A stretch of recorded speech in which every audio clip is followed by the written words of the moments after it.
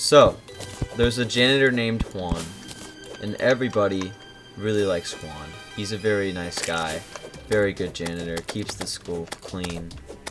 One day, one of the math teachers is not there, and there's no sub. So, the school has Juan become the math teacher for a day. And he's so good at teaching, the students learn lots of new math skills, and he just helps them with everything. They get their homework done before they even leave, and everyone just loves Juan. And they're Okay, like, that's fucking awesome. and then they're like, Juan, you should be the real math teacher. So the principal's like, you know what, you're right. So he fires the math teacher, and who the fuck planted these trees? They're not gonna grow. How did he just take the job? Anyway, so the principal's like, you know what, you're right. So he fires the math teacher because, you know, the math teacher, the math creature. He fires the math teacher. God damn it, Baldy. Because they weren't doing too good anyway. They were not the best teacher. So then everyone's like, oh wow, he's like the best teacher ever. And so eventually the principal gets sick, and so the school's like, hey, we should have Juan take over as principal. And so everyone's like, that's such a great idea. So they have Juan take over as principal, and he's just the nicest guy. He just, he goes and says hi to kids, he smiles and he waves. He walks into classrooms and he just brings a good mood to everybody. Honestly, most powerful person on Earth. So then everyone's like, whoa, Juan should be the principal. So the principal's like, you know what, you're right, Juan's just that good. So the principal steps down and lets Juan be the principal. Then one day, the superintendent... What is this? Who the hell is walking outside? It sounds like somebody's going through a freaking blizzard. It's Jugod. Anyway. That's just anyway, so the superintendent dies in a tragic car crash. And everyone's like, oh no, we need a new superintendent. And then everyone's like, wait, we should have Juan be the superintendent. My fucking god. And then they're like, yeah, that's a great idea. So Juan, he becomes the superintendent. And unlike the last superintendent, he actually goes to the school and he talks to the kids and he just has a great time and just spreads the best vibes. Then, one day, a kid from his math class, back when he was the math teacher, said, Juan, you should be the mayor. And Juan says, you know what, why not? So, Juan runs for be mayor, and everybody votes for him. Every man, woman, child, everybody votes for him. Children can't vote. Well, they vote now, because, I don't know. Anyway, okay. They all vote for Juan, and now Juan's the mayor, and he's the best mayor. He just helps with the community, really brings like that nice spirit to everybody when he sees them. He's just a good guy. Then, one day, one of the people from his town says, Juan, you should run for president. And Juan's like, alright, that sounds like a good idea.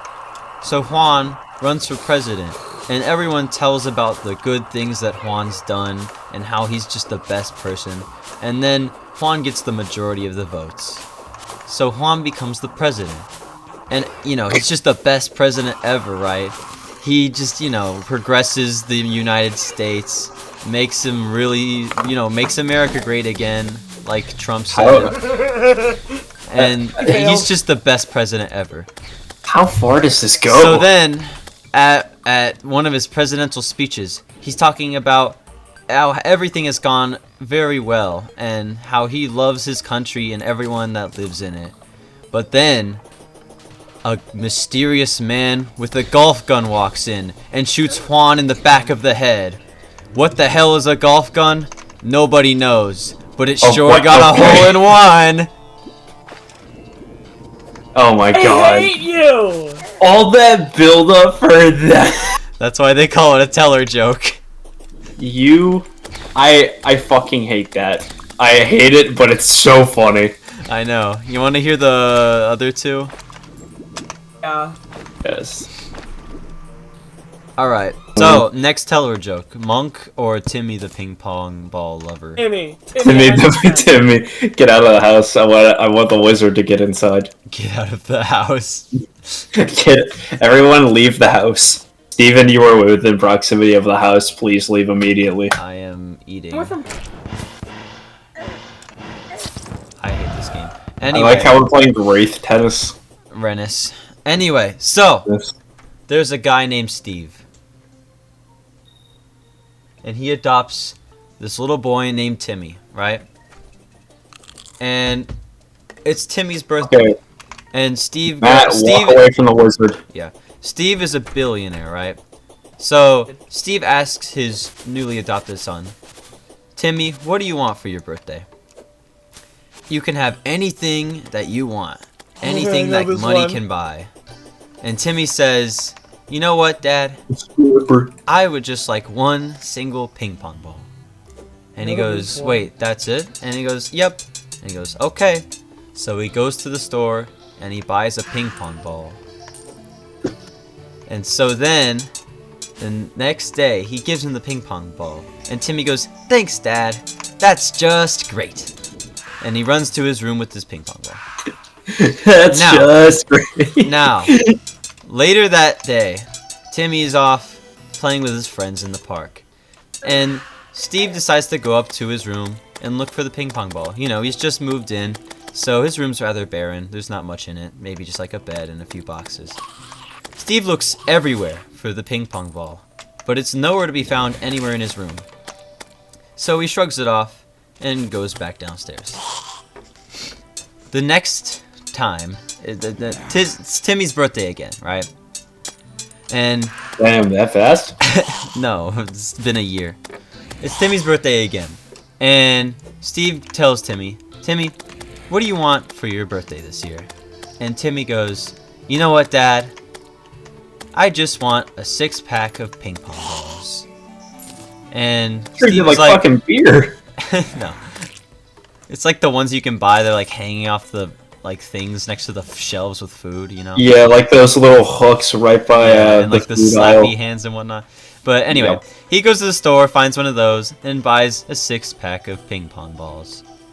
Then the next day, he gives it to Timmy, and Timmy goes, thanks, Dad. That's just great. And he runs upstairs with his ping pong balls.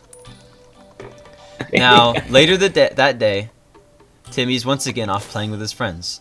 And This bitch Steve would say, decides like, that's to just go and swell. find the ping pong balls, because he couldn't find the one even after a year. He couldn't find the one he got him for his last birthday. So he goes upstairs, and he's like, surely at least one of the ping pong balls are here. He doesn't find a single ping pong ball anywhere in his room. And he's like, that's weird. But he shrugs it off. Now, Timmy, it's been a while now. Timmy is now learning to drive, and he just got his license. Now, his dad is like, alright Timmy, since you just got your license, I'm gonna buy you a car. What kind of car would you like? You can have any car that money can buy. You can have a limousine, you can have a Lamborghini, you can have anything. And Damn. Timmy says, you know what, Dad? I don't care what kind of car I get, as long as it's full of ping pong balls. And Steve is very confused, but at this point, he doesn't really care. He's been through this already, so it doesn't really matter to him. So, he goes out and buys this really nice Mustang for Timmy. And he fills it every nook and cranny with ping pong balls. And the next day, he parks it and puts all the ping pong balls in, and he brings Timmy outside and says, here you go, son. Exactly what you asked for. And he hands him the keys. And Timmy goes, thanks, Dad. That's just great. And so he runs off to the car.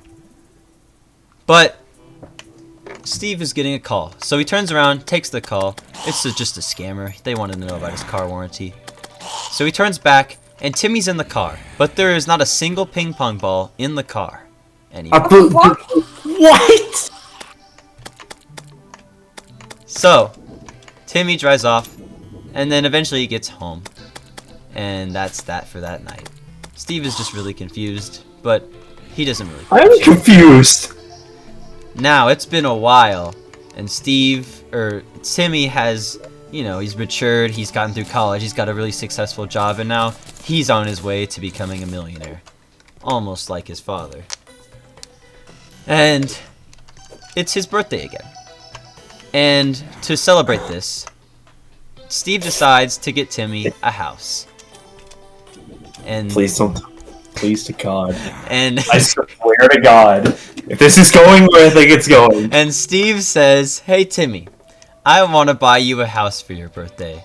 You've been such a good boy throughout your whole life, the best son ever, and I just wanted to reward you with a house. You can have any house anywhere in the world. It doesn't matter where it is or how expensive it is. I'll get it for you." And Timmy says, "You know what, Dad? I don't care what house I get, as long as it's full of ping pong balls." God damn it. There is no fucking way that this man is going to inhale a bunch of goddamn... So Steve buys the biggest mansion on his block. Bigger than the house he has. Because, he's a billionaire. He's got a big house. Bigger than the house he has. Because he just loves his son so much. And he fills every room, every nook and cranny with ping pong balls. And so, the next day, he gives Timmy the keys to the house and says, "Timmy, here you go. The keys to your new mansion. Filled with ping pong balls." Right? And Timmy says, "Thanks, Dad. That's just great." And so, he runs off to the front door of the house. Timmy. But then, Steve gets another call. So he turns and he Already, Jesus, I swear to God, if he manages to make these things disappear again. He turns and he talks to his long lost friend about how he's been. He's really catching up with him, He turns, he's done talking to him. He ends the call. He turns around and sees Timmy waving through the window. Not a single ping pong ball in the house.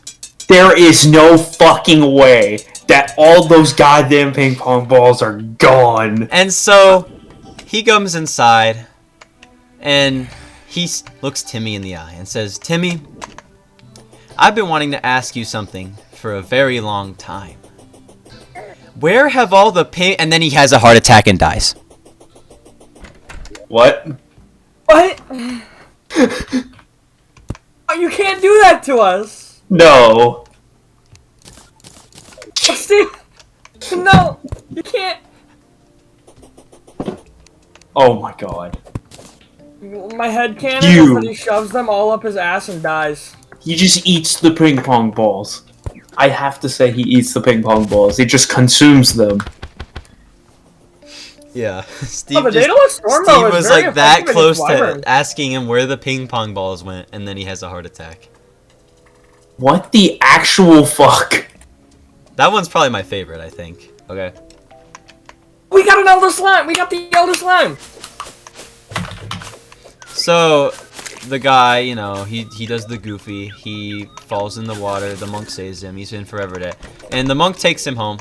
And he's chilling in the monk's home. And he sees the red door. And he goes, "Mr. Monk, what's behind that red door?" And the monk goes, "Oh, the red door? Only monks can know." And so, this guy does a bunch of legal work, and, eventually he just becomes a monk, because monk. So, he comes back, and he says, "Mr. Monk, I'm now a monk. I would like to know what is behind the red door." And the monk says, "Okay." So he hands him a red key. So, he takes the red key and opens the door. And behind the red door is a blue door. And he says, "Mr. Monk, what's behind the blue door?" So the monk reaches in his pocket and gets out a blue key. And he takes the key and he unlocks the blue door. And behind the blue door is a green door. Oh my God. And so the man says, "Mr. Monk, what's behind the green door?" Oh no. So the monk reaches in his pocket and grabs out a green key. and he unlocks the green door. And Please, behind God, the green no. door is a Please, purple door. no. What the fuck? And he goes, Mr. Monk. Who was the architectural genius that was like, yeah, we should have like 50 doors in a row? Mr. Monk, what's behind the purple door? So, he hands him a purple key.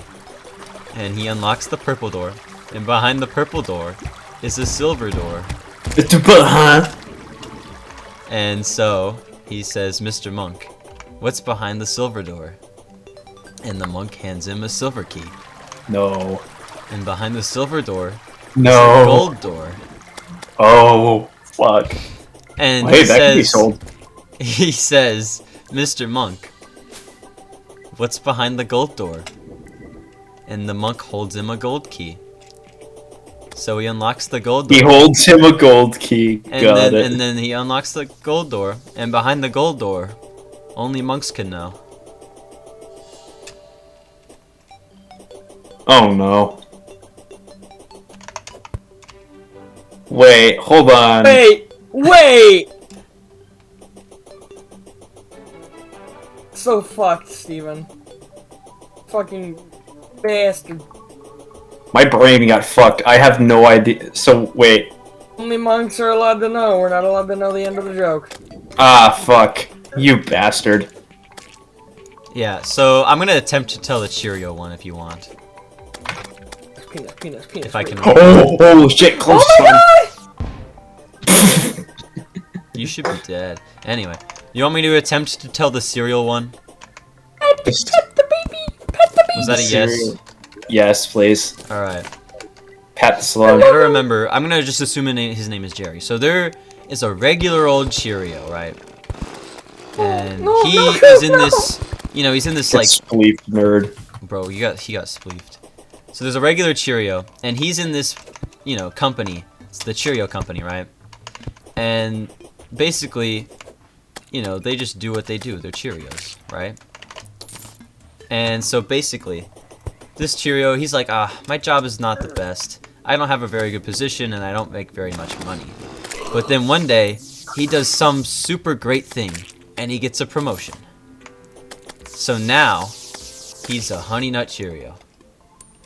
And so, let me think. Ah, yes, the greatest promotion of all, a racial swap.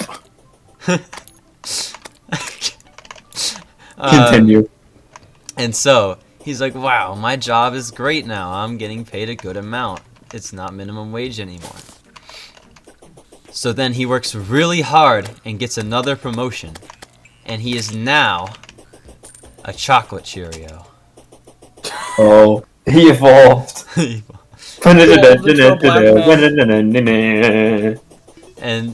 and so he's like, oh yeah, I'm doing great in this company now. And so he works really, really hard, and eventually he gets a promotion. He is now a frosted Cheerio. Oh. Bro, you got titanium armor, and I have molten still. I have a titanium I won't mind him. titanium armor. That's cool. I should do that. So he's like, wow, this is getting real good. I'm getting up the ranks in this company, you know? So he works super hard, late nights, early mornings, all of it. And eventually he becomes... Let me look up cereal brands. Give me a second. Eventually, he becomes a honey vanilla Cheerio. Yeah. And so he's like, oh, we're moving up in the ranks now. We're getting to the top. And so, he works almost 25 hours a day. 8 days a week. The what? And he becomes a pumpkin spice Cheerio. Sound like my drill instructor that doesn't exist. And he's like, oh yeah, we're around the top now. And so, he works 26 hours a day. Bitch, you're like Steve. 9 days a week. I walk up mountain, 26 mile both way, 1/4 while my other was starting a business. it works, 26 hours, 9 days a week, and eventually he becomes a strawberry banana Cheerio. That's a thing? I guess so. God. I'm just looking at the Cheerios website right now. Okay. Coop, you're I don't gonna be remember jealous. But Why? No. You know what I got, but didn't realize? What? I got a giant harpy feather. Fuck off. I have a frozen. Kidding, Moth. Anyways, go ahead. He becomes a strawberry, the strawberry banana Cheerio, and he's like, "Oh yeah, we're almost to the top." And now he works as hard as he can, 30 hours a day, 16 days a week, because that's possible, just like all the others. And eventually, he gets promoted to be an apple cinnamon Cheerio. And he's like, oh yeah, we're finally at the top. But he doesn't stop working. He works harder and harder. He doesn't have time for his family. He doesn't have time for trivial things like games or exercise or anything else like that. And eventually, he gets promoted to the CEO of the Cheerios company. And so he decides to throw a party, and everyone agrees because he's worked really hard. They're kind of concerned. And so basically he throws this party, and you got all the food. So he's like, oh, this party's great. So he goes over, he's like, I'm kind of thirsty. So he goes over, and the line for the water is very long. He doesn't want to get that in that long line. He goes over to the vending machine with with all the sodas in it, and that line is like really long too. He's like, I don't feel like waiting for that. He gets in the line for lemonade. That line is packed. He's like, I don't think I want to waste my time doing that. And eventually, he comes to the fruit punch line. There is no punch line.